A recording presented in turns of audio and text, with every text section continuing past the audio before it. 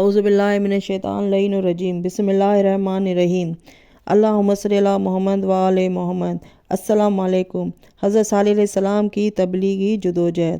حضرت صالح علیہ السلام 16 سال کی عمر میں مبعوث برسالت ہونے کے بعد سے 120 سال تک ان میں تبلیغ کرتے رہے، اور انہوں نے پوری سعی کی کہ جملہ کفار دامن اسلام سے وابستہ ہو کر ذوالجلال کی عبادت گزاری کا شرف حاصل کریں، لیکن انہیں اس مقصد میں خاطر خواہ کامیابی نہ حاصل ہو سکی۔ چند افراد کے علاوہ کوئی ایمان سے بہراور نہ ہو سکا۔ بروایت عجائب القصص یہ قوم سمود 7 قبائل پر مشتمل تھی، اور ایک روایت کے بنا پر 9 قبائل تھے۔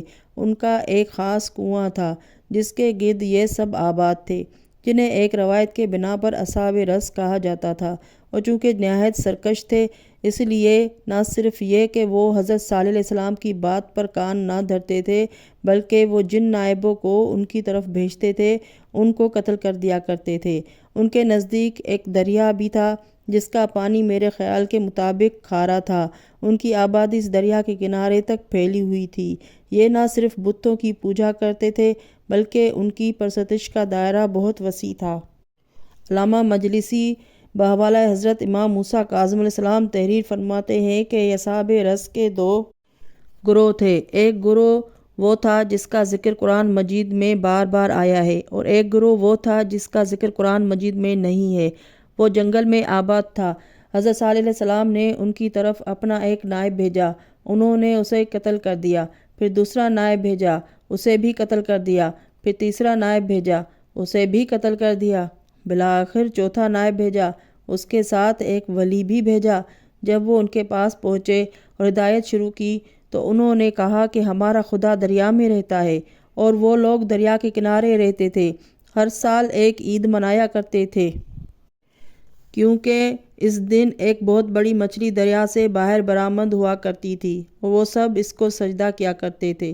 حضرت صالح علیہ السلام کے ولی نے ان سے کہا کہ تم اس کو سجدہ کرتے ہو، حالانکہ یہ ایک ہمارے خدا کی مخلوق ہے، اور سنو، جسے تم سجدہ کرتے ہو، وہ جس کی اطاعت اور عبادت پر ایمان رکھتے ہو، یہ ایک ایسی مخلوق ہے جس کو یقیناً میری اطاعت کرے گی، اگر میں بھی ایک بندہ خدا ہوں، اگر میں ایک گروہ گمراہ۔ اگر تم وعدہ کرو کہ اس مچھلی کی اطاعت کو دیکھ کر میری اطاعت کرو گے، میرے خدا کی اطاعت کرو گے، خداوند عالم پر ایمان لاؤ گے، تو میں اس مچھلی سے اپنی اطاعت کرا کے تمہیں دکھاؤں۔ ان لوگوں نے کہا کہ بے شک اگر یہ مچھلی جسے ہم خدا سمجھتے ہیں تمہاری اطاعت کرے گی تو ہم یقیناً تم پر، تمہارے نبی پر اور تمہارے خدا پر ایمان لے آئیں گے۔ پھر وہ وقت آیا کہ مچھلی جو بہت ہی بڑی تھی، 4 مچھلیوں پر سوار تھی، برآمد ہوئی۔ ان لوگوں نے اپنی حسب و عادات ان کے سامنے اپنی پیشانیاں رکھ دیں، وہ سب سجدے میں گر پڑے۔ یہ لوگ ایسے سجدہ کر چکے تو حضرت صالح علیہ السلام کے ولی نے اس مچھلی کو حکم دیا کہ وہ خدا کے نام پر میرے پاس آ جائے۔ وہ فوراً ان مچھلیوں کی پشت سے اتر کر ولی صالح کے پاس آ پہنچی۔ پھر آپ نے حکم دیا کہ واپس جا کر 4 مچھلیوں کی پشت پر سوار ہو جا۔ چنانچہ وہ واپس گئی اور 4 مچھلیوں کی پشت پر سوار ہو گئی۔ آپ نے پھر حکم دیا کہ ان مچھلیوں کی پشت پر سواری کی حالت میں میرے پاس آ جا۔ چنانچہ وہ دوبارہ واپس آئی۔ پھر آپ نے حکم دیا اور سب مچھلیاں داخل دریا ہو گئیں۔ اصحاب رس ان تمام واقعات کو اپنی آنکھوں سے دیکھتے رہے، لیکن حضرت صالح علیہ السلام کے ولی کی بات ماننے پر آمادہ نہ ہوئے۔ بالآخر خداوند عالم نے ایک نہایت تند و تیز ہوا بھیجی جس نے ان سب کو دریا کے کنارے سے اڑا کر دریائے برد کر دیا۔ ان کے تباہ ہو جانے کے بعد خداوند عالم نے ولی صالح علیہ السلام کی طرف وحی کی کہ ان کا جو کنواں ہے جسے رس کہتے ہیں، اس میں کافی زور و جواہر ہے، انہیں برآمد کر کے اپنے ایمانداروں میں برابر برابر تقسیم کر دو۔ چنانچہ انہوں نے تعمیل حکم باری کر دی۔ علامہ مجلسی کا بیان ہے کہ راہ مکہ میں ایک کنواں موجود ہے جو رس کے نام سے مشہور ہے، بہت ممکن ہے کہ یہ وہی کنواں ہو۔